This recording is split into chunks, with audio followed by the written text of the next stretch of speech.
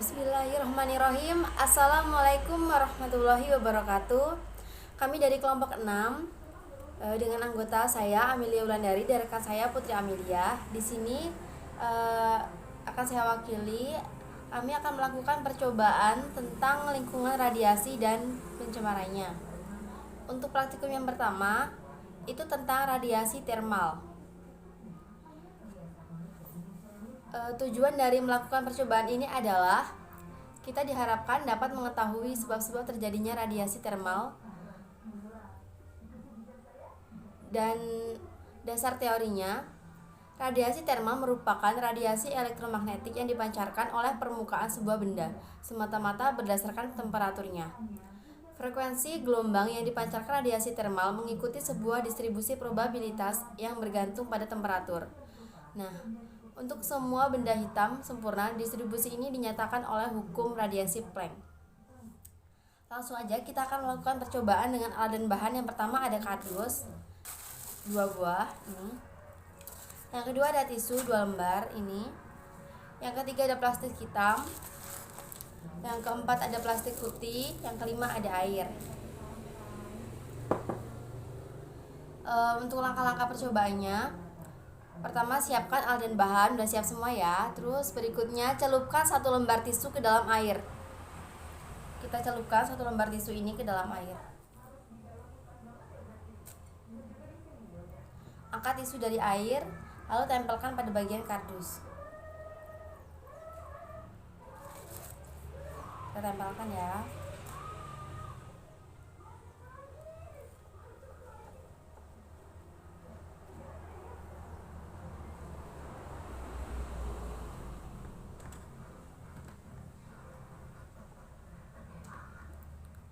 Berikutnya masukkan tisu yang kedua. Ini ya. Saya masukkan.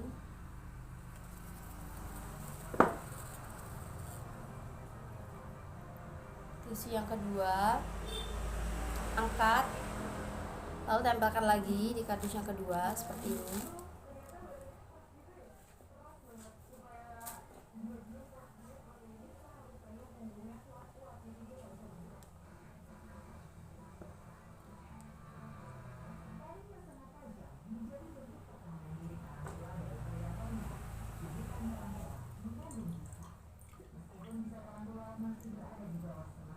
Seperti ini ya jadinya.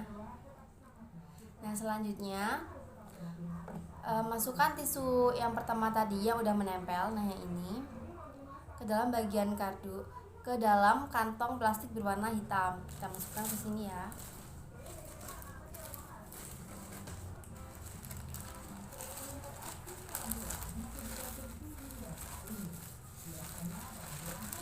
Kita tutup rapat. Nah, kemudian kita masukkan tisu yang kedua ke dalam plastik kresek yang berwarna putih. Seperti ini.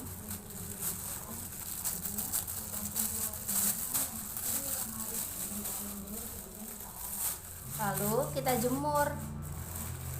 Tisu ini kurang lebih 30 menit di bawah terik matahari sehingga kita bisa tahu nanti radiasinya itu ada di yang mana gitu, ada di tisu yang di dalam kantong plastik warna putih atau yang warna hitam gitu. Jadi yang terkena radiasi itu yang dia nanti tisunya lebih kering gitu.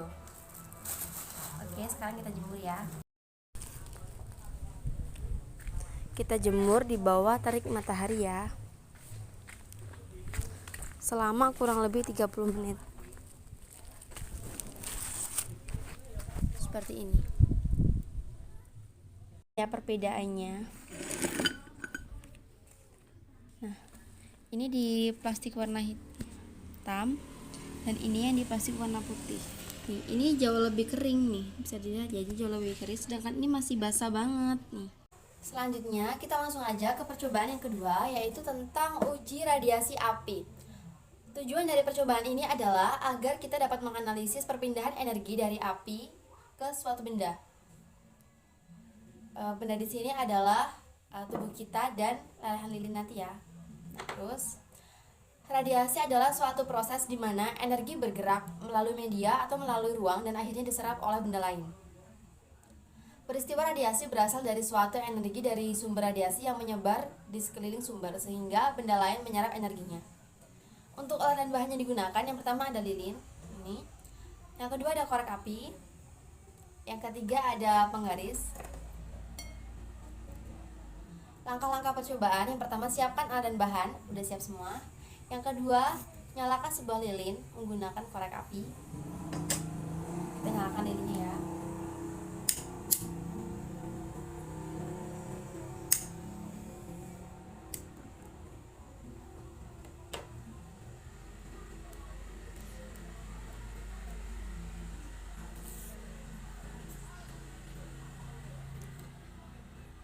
Kemudian dekatkan tangan sejauh 2 cm dari lilin yang menyala. Kita hitung ya, 2 cm. Segini. Kita dekatkan tangan kita. Kemudian rasakan ada atau tidaknya perpindahan panasnya. Di sini saya merasakan panas sekali ya.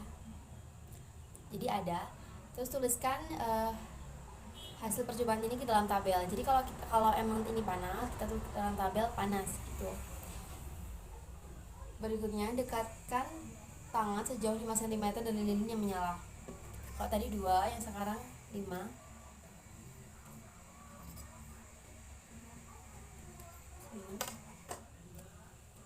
Yang saya rasakan lumayan panas. Nah, ini hasil percobaannya, kita masukkan lagi ke dalam tabel. Yang ketiga, dekatkan tangan sejauh 8 cm dari lilin yang menyala. Ini ya. Sudah tidak terasa panasnya. Kita catat juga ini ke dalam tabel. Selanjutnya lakukan lagi poin tadi, poin 3 sampai 5, yaitu waktu saya mendekatkan tangan yang pertama pada jarak 2 cm, 5 cm dan 8, itu kita ulangi lagi, tetapi ini kita menggunakan lilin. Apakah ini meleleh atau enggak gitu ya. Pertama jarak 2 cm ya.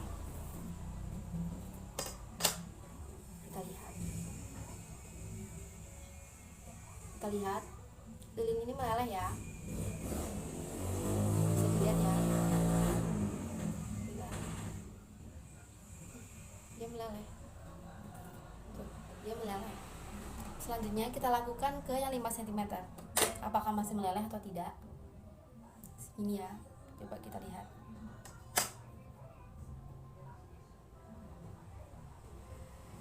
Di sini yang saya amati masih ada lelehan, cuma tidak sampai terjatuh seperti tadi. Artinya mungkin sudah tidak terlalu panas di sini. Kemudian pada jarak 8 cm tidak terjadi lelehan lilin. Ini dapat disimpulkan bahwa jika kita semakin dekat dengan sumber energi panas, maka radiasi juga semakin besar, sehingga kita juga akan ikut semakin panas gitu, karena kita menyerap energi dari sumber tadi. Selanjutnya ada percobaan yang ketiga, yaitu terkait mengukur radiasi gadget. Nah, di sini gadget itu yang saya gunakan adalah berupa smartphone. Nah, tujuan dari percobaan ini adalah setelah melakukan percobaan ini diharapkan kita dapat melakukan pengukuran radiasi gadget menggunakan aplikasi Quanta Monitor. Tetapi cara mengukur radiasi gadget itu tidak hanya menggunakan Quanta Monitor ya. Jadi bisa juga dari gadgetnya langsung, itu dengan cara kita menekan bintang pagar 07 pagar itu juga bisa. Tapi tidak di semua HP bisa, sehingga saya menyarankan kalau HP-nya tidak bisa menggunakan itu, maka gunakanlah aplikasi Quanta Monitor. Tujuan dari percobaan ini tadi ya, agar kita mengetahui radiasi HP. Kita tahu gadget itu adalah suatu piranti atau instrumen yang memiliki tujuan dan fungsi praktis yang secara spesifik dirancang lebih canggih dibandingkan dengan teknologi yang diciptakan sebelumnya. Radiasi adalah suatu proses di mana energi bergerak melalui media atau melalui ruang dan akhirnya diserap oleh benda lain. Radiasi pada gadget merupakan radiasi gelombang radio yang dikirimkan oleh gadget dan dapat menyebar ke segala arah, termasuk tubuh kita. Radiasi pada gadget belum diketahui dengan pasti efeknya pada kesehatan, namun ada kemungkinan pengaruh radiasi gadget pada tubuh, yaitu dapat menyebabkan kurangnya kesuburan pada pria, kanker, kelainan jaringan, dan metabolisme sel-sel saraf akan terganggu. Maka penting sekali untuk kita memilih gadget dengan radiasi paling kecil. Nah, jadi di sini kita harus bisa mengukur radiasi gadget agar kita bisa memilih gadget mana yang radiasinya paling kecil sehingga tidak terlalu membahayakan tubuh kita gitu. Sebenarnya di sini untuk alat dan bahannya yang pertama ada smartphone Oppo, Samsung, dan Xiaomi. Yang kedua ada aplikasi Quantum Monitor. Tapi berhubung di sini saya cuma menggunakan satu gadget, saya akan mempraktekkan saja bagaimana caranya menggunakannya gitu, mengukur radiasinya gitu. Karena HP ini bisa menggunakan bintang pagar 07 pagar, maka saya tidak akan menggunakan Quantum Monitor. Tetapi jika tidak ada bintang pagar 07 pagar di HP-nya, tidak bisa digunakan untuk mengukur radiasi, maka langkah-langkah percobaannya adalah kalian harus mendownload dulu aplikasi Quantum Monitor, kemudian buka aplikasi Quantum Monitor di HP kalian, terus kalian ukur besar radiasinya, kemudian tuliskan di dalam tabel. Tapi di sini HP-nya mendukung untuk mengukur radiasi sehingga saya tidak perlu mendownload aplikasi lagi ya. Di sini gampang banget caranya dengan bintang pagar 07 pagar. Nah, di sini akan langsung tertera seperti ini. Tertera nilai radiasinya. Jadi untuk bodinya atau tubuh dari ponsel ini, untuk radiasi ke tubuh kita itu hanya 0,629 saja. Dan untuk headnya, untuk di kepala itu ada 0,440 W. Nah, ini masih tergolong aman untuk tingkat radiasinya karena berdasarkan Badan Penelitian Dunia itu radiasi HP yang berbahaya itu adalah lebih dari 2, sedangkan ini masih 0,629, jadi masih aman ya. Dan nanti dilakukanlah percobaan di 3 HP gitu.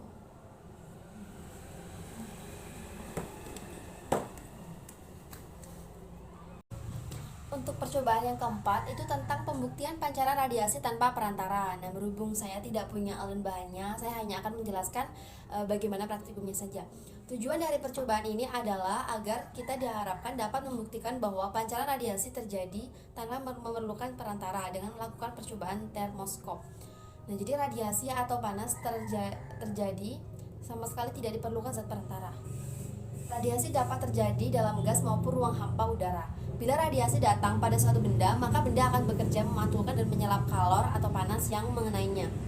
Untuk alat dan bahan dari percobaan ini adalah yang pertama ada bola lampu pijar yang sudah mati, itu 2 buah. Yang kedua ada papan triplek ukuran 15x30 cm. Yang ketiga ada penggaris dengan ukuran 30 cm. Yang keempat ada cat warna hitam dan cat warna putih. Yang kelima ada selang plastik kecil diameter kurang lebih setengah cm dan zat pewarna merah biru serta statis atau dudukan. Untuk langkah-langkah percobaannya, pertama kita siapkan alat dan bahannya dulu.